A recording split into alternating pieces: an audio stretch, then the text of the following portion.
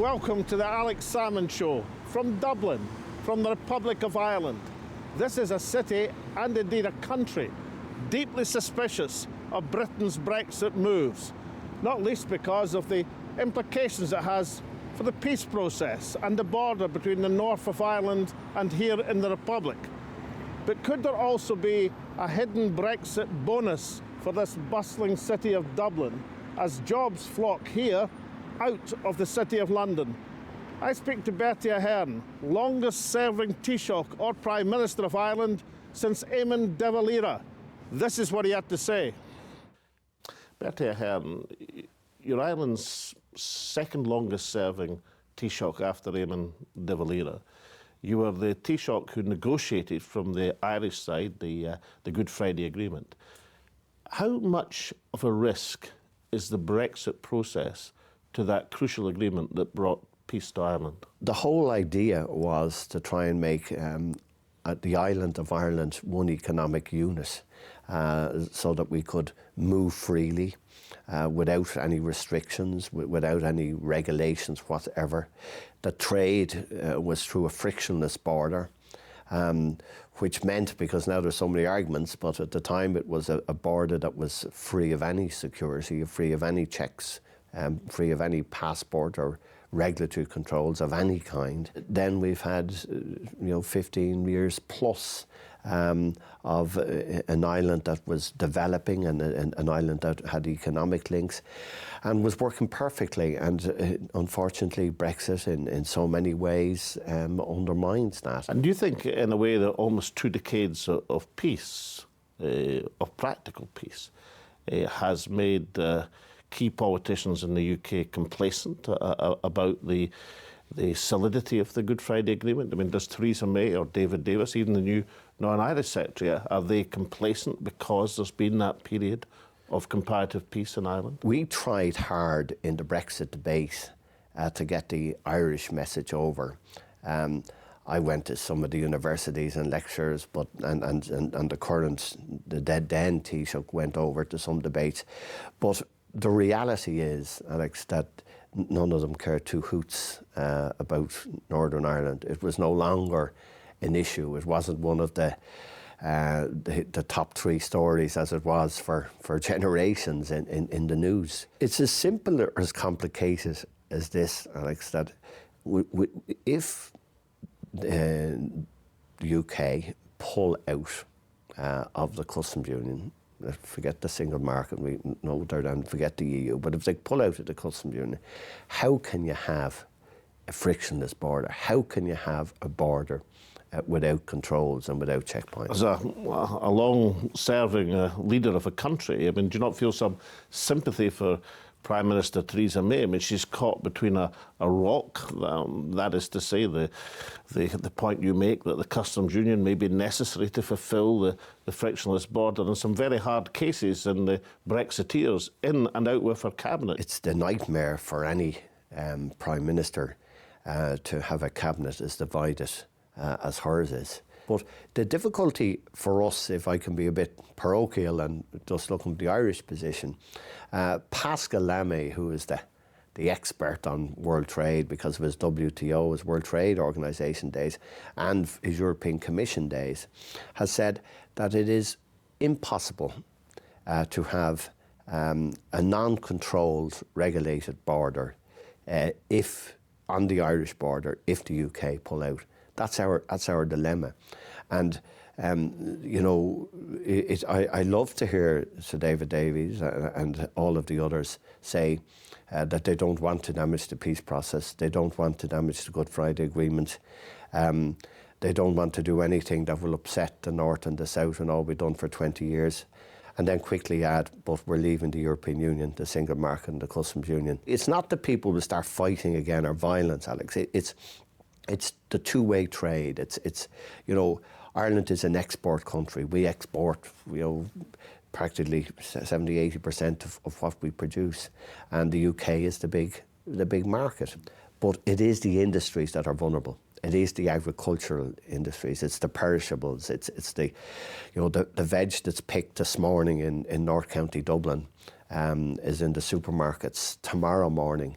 in different parts of the UK. When you look around Europe, I mean, can't you see examples where one country is in the customs union, one country, let's take Norway and Sweden, for example. Norway's out of the customs union. Sweden obviously is a full European Union member and it's in it. Now that border is not frictionless, but it couldn't be described as a hard border in any real sense. Isn't it not beyond the ingenuity of humankind to work out an arrangement? The difference with a lot of the examples that are around, if you take the European ones, is that the countries that are outside, they're involved in either the European Economic Area and they've effectively signed up to Brussels rules. And to freedom of movement. And the freedom of movement. So there's not, there might be some technical difficulties, but there's not many. In our case, it's different. The UK will be out of the whole goddamn lot.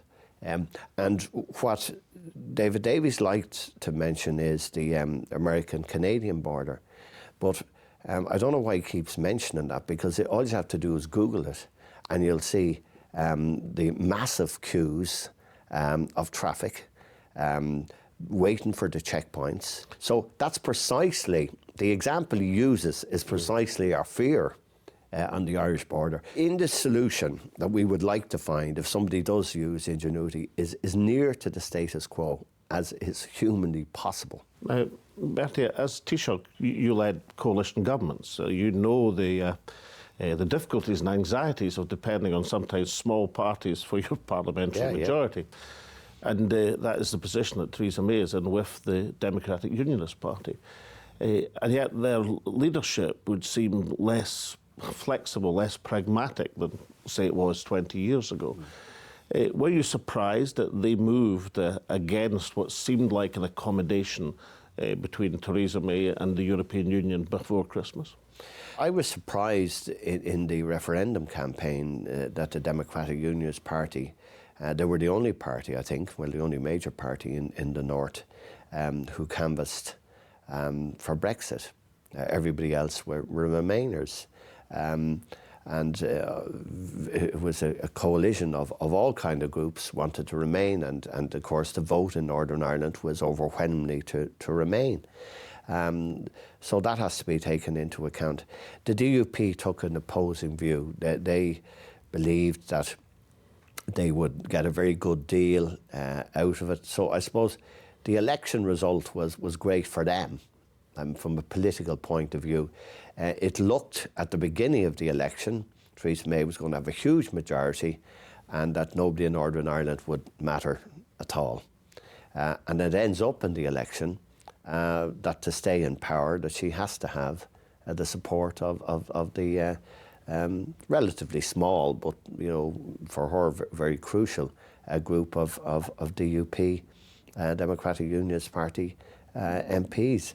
So I don't blame them for playing the card. I mean, with their, and I don't worry about that, because quite frankly, they have a responsibility now that if the British government does anything that's very negative and affects the economy in Northern Ireland, who's going to get the blame? In Northern Ireland, it won't be Theresa May, it'll be the Democratic Unionist Party.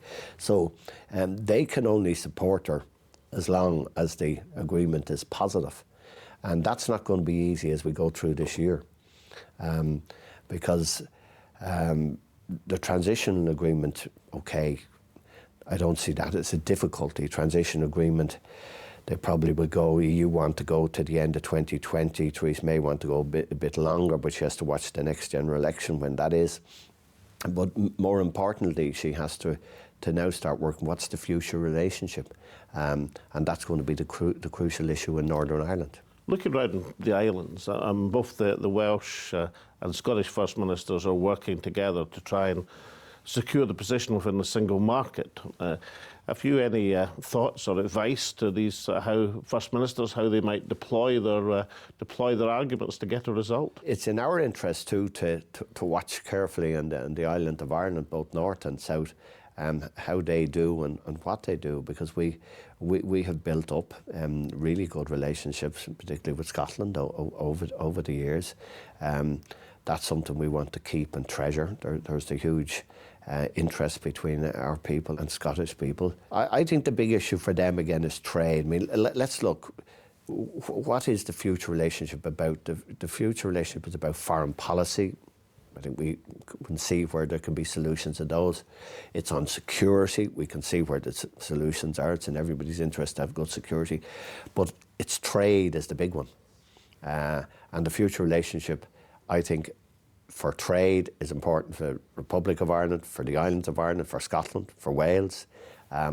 It's what's going to happen in that. Can have a knock-on effect to our population and workforce. Now, under your leadership, the British Irish Council emerged as a meaningful institution out of the agreements in Northern Ireland. Do you see a more meaningful role for the British Irish Council, perhaps, looking at this confused Brexit landscape as a means of getting that cooperation, which would be difficult to see any other institution which could bring it about? We all thought forevermore that we were going to be in the European Union together, and that we would be partners in the European Union, and that the negotiating table for fisheries and for healthcare and cooperation and education was going to be in the European Union. Brexit happens, that's not so anymore. There is no British representatives at the table on any of these issues, but the issues are still hugely important. So I think the British Irish Council will be the only place where political leaders of these islands will meet. The institutional arrangement is there. It hasn't been used enough, in my view, and I think it should be more active and there should be more engagement. So I think you're correct. I think it on the other side of Brexit, it gets a new lease of life. And is it beyond the bounds of possibility that a future British Prime Minister, or perhaps even an English Prime Minister, might be phoning up the Taoiseach and asking for some subjects to be raised in the European councils that they're not able to raise themselves? I think the craziest position in the transition period is that the European Council will be continuing on. Britain will still be in the European Union fully, and they won't have any say whatever at the negotiating table. I mean, it tends to be the worst hand. If you're playing cards, you definitely give up. So I don't think it'll be in the long term. I think it'll be in the short term. The British will need Ireland and others to be helpful at the negotiating table. It's a bit like playing poker with all your cards face up. It's a bad hand. Welcome back to Dublin. I'm speaking to Bertie Ahern, the longest-serving Taoiseach of Ireland, apart from Eamon de Valera, the man who presided over the Celtic tiger economy of the 1990s. What are the economic implications of Brexit for Ireland? Looking at your political career over the period, isn't there a silver lining to this Brexit cloud for Ireland? I mean, you were the Taoiseach who led Ireland through the Celtic tiger and the start of the financial sector growing to a substantial size in Ireland. Can't you see the gains that are possible for Ireland from a hard Brexit in London and in England? Yeah, well, we are gaining already. I mean, in Dublin, we're not going to take out huge financial houses and see them move en bloc from London to Dublin. That won't happen. But what is happening is that more and more of the financial companies and the insurance companies, aviation, are opening up Dublin offices or expanding their Dublin office, and that's good for us. We've probably moved in a position where about 1% of our population would have been non-Irish. Now to our working force, about 15% would be non-Irish or new Irish, whichever term you like to use. It has made a huge difference, and I think if Brexit happens, there will be a gain in that area. Right across the food sector, which is huge for us, the drink sector, and many of the other small and medium-sized industries, the SME category, they will suffer if there's any kind of tariffs, if there are any kind of obstacles. If you go back 20 years ago, only a third of the trade that took place anywhere else in Europe between Dublin and Belfast was happening. We'd only a third of the trade. We've grown that now that the two great cities on this island are working together, expanding together, developing together. It's not a small figure, $1 billion a week in two-way trade between the island of Ireland and mainly into England. It's a lot of money, and before, like I know Boris likes to tell us about all the new trade deals, but you know... Was this Boris Johnson, the Foreign Secretary? The Foreign Secretary, he came over here recently, was talking about all the new deals he's going to get. You should remember, usually when you have a business, you hold on to what you have and then grow it. You tend not to throw away what you have and then go somewhere else.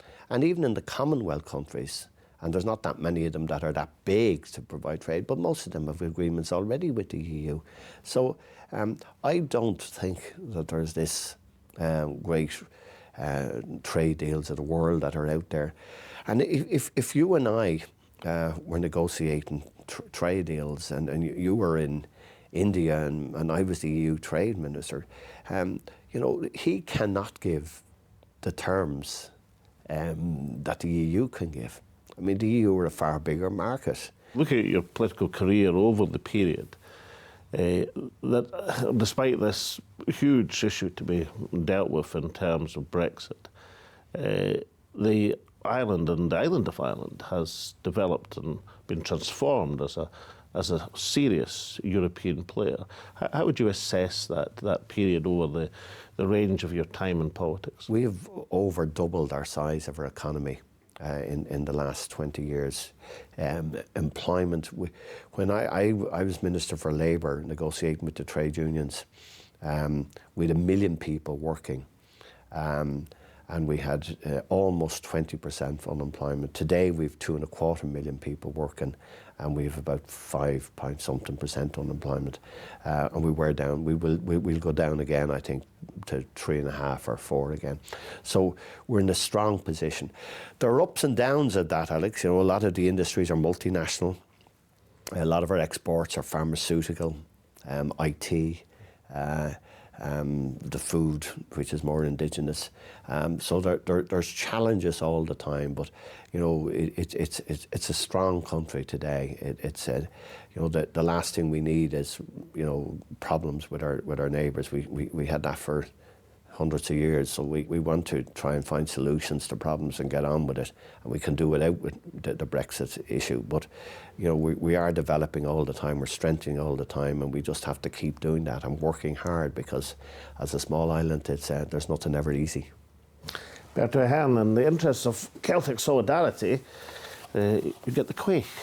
The whiskey, of course, has to be Scotch. Scotch, yeah. None of this Irish stuff. Just for you, Alex. But thank you so much. Thank you very much. Thank you. And thank you very much. Thank you. Fascinating insights there from Ireland's former Taoiseach, Bertie Ahern. So let's hear from you and your tweets, messages and emails. And what a terrific response there was to Mary Lou McDonald's interview last week. Not least from many women. I'm going to read 5 tweets. The first 5 tweets are from some of our women viewers. Fiona Grierson says, "Well done at Mary Lou getting Alex tilt. Woman, not girl." Those of you who watched last week will remember that Alex referred to Mary Lou as a Dublin girl, and she quite correctly corrected him to say Dublin woman, Alex. Carolyn says, "Really enjoyed watching this, and I've never said that about a political interview." Hazel says, "Thanks for today's show. I've enjoyed all your shows, but today explained much about Ireland's political sphere that I didn't know.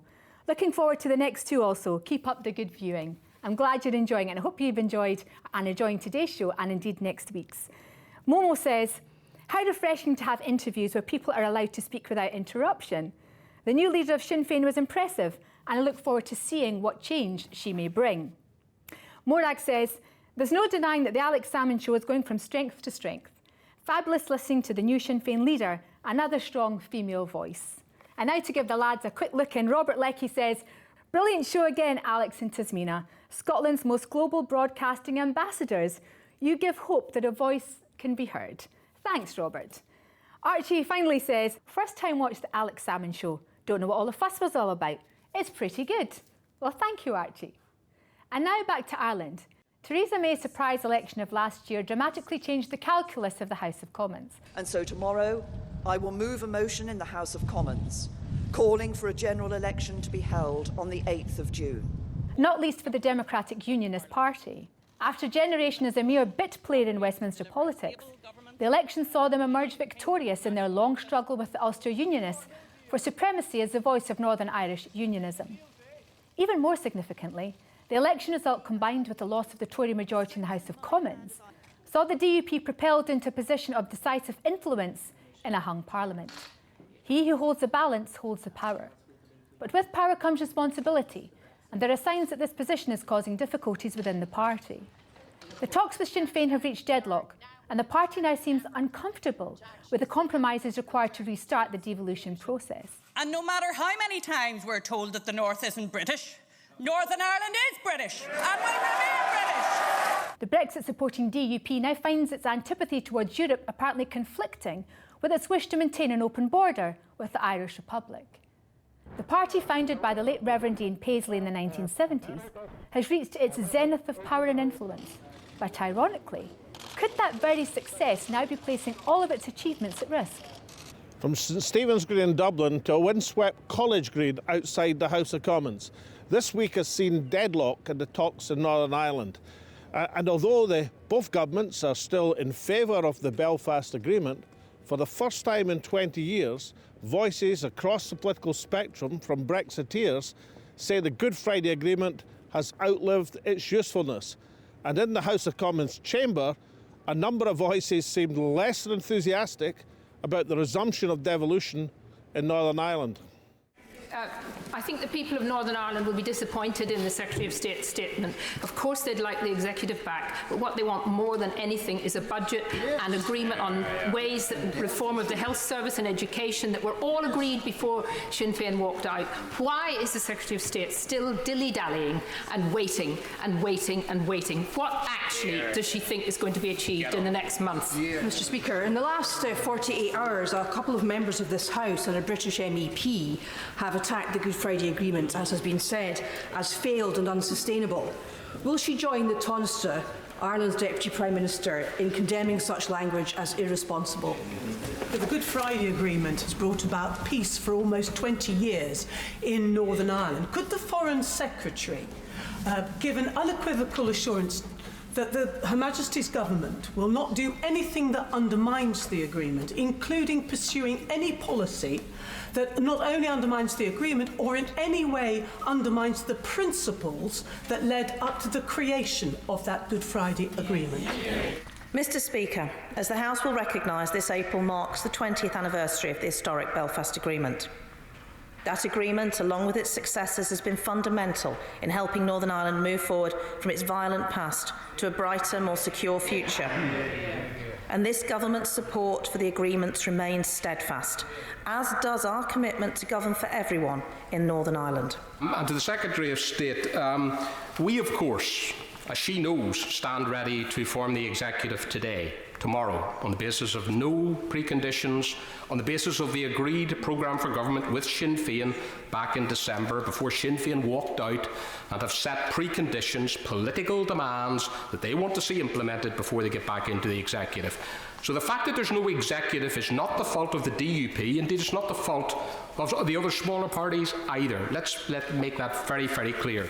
But in the absence of devolved government, now is the time for the Secretary of State to act and to do right by all of the people of Northern Ireland. I've just come from a meeting of a group of charities and others who want somebody to lobby, a minister to argue with about mental health funding in Northern Ireland.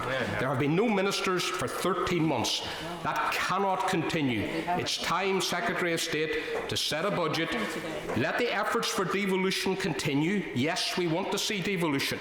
But it is a dereliction of duty to continue without a budget, without ministerial decisions. It's time to get on with it. Will the Secretary of State outline the timeline for the imposition of direct rule as legislated in this place to ensure that the people of Northern Ireland are not continuing to be led by the nose by Sinn Féin, a party who do not have the interests of Northern Ireland at heart, but who seek only the destruction of the state of Northern Ireland in an attempt to secure an unwanted and unworkable Ireland that is never, never, never going to happen?